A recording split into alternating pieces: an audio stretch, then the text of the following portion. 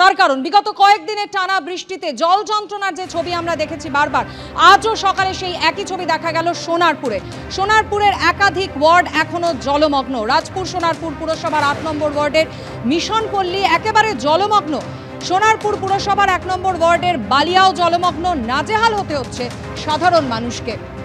হাঁটু জল নিয়ে যাতায়াত করতে হচ্ছে সাধারণ মানুষকে। বাড়ির ভিতরে জল ঢুকে গিয়েছে।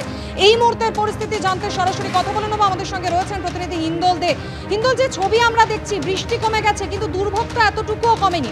স্থানীয় প্রশাসনের তরফ থেকে কোনো রকম ব্যবস্থা, কোনো রকম তৎপরতা কি চোখে পড়ছে?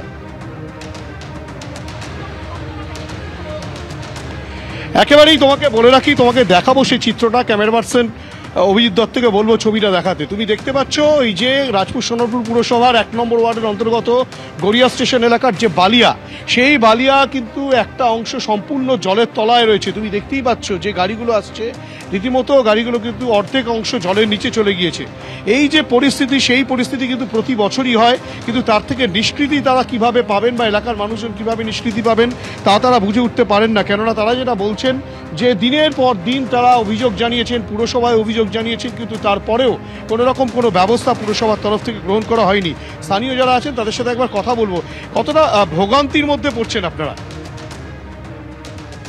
জল যন্ত্রণা থেকে আমরা কবে মুক্তি পাবো জানি না। আমরা রিকোয়েস্ট করব প্রশাসনকে যাতে মাস্টার প্ল্যান করে যাতে এই জল যন্ত্রণা থেকে এই এলাকাবাসী মুক্তি পায়। হ্যাঁ, সমস্ত ঘরে জল ঢুকেছে, সিঁড়ি ঘরে অনেকে বাসস্থান ছাড়তে বাধ্য হচ্ছে, এরকম পরিস্থিতি তৈরি হয়ে গেছে। বুঝতেই পারছো, অনেকে কিন্তু বাসস্থান পর্যন্ত ছাড়তে বাধ্য হচ্ছেন, তেমনটাও কিন্তু অভিযোগ।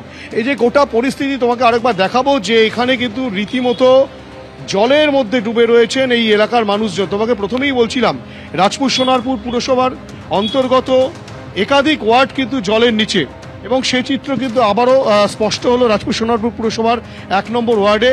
এবং সেক্ষেত্রে কিন্তু এখানকার বাসিন্দারা, পথ চলতি মানুষজন, তারা যেটা বলছেন এর থেকে মুক্তি কিভাবে তা কিন্তু তারা এখনো পর্যন্ত জানেন না। জল নিষ্কাশনেরও কোনো রকম কোনো ব্যবস্থা কিন্তু এখনো পর্যন্ত চোখে পড়ছে না।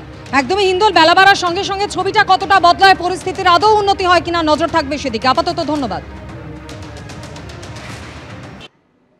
ফের কোচবিহারে আক্রান্ত বিজেপি। তুফানগঞ্জে বুথ সভাপতিকে মারধরের অভিযোগ তৃণমূলের বিরুদ্ধে। আক্রান্ত তুফানগঞ্জের বুথ সভাপতি সুধীর দত্ত এবং বিজেপি কর্মী খগেন দাস। তৃণমূলের কর্মী সমর্থকদের বিরুদ্ধে মারধরের অভিযোগ। দেখতে পাচ্ছেন তুফানগঞ্জের বুথ সভাপতি, তাকে মারধর করা হচ্ছে বলে অভিযোগ করছে বিজেপি। তৃণমূলের বিরুদ্ধে অভিযোগের আঙুল, যদিও অভিযোগ ভিত্তিহীন বলে দাবি করেছে তৃণমূল শিবির।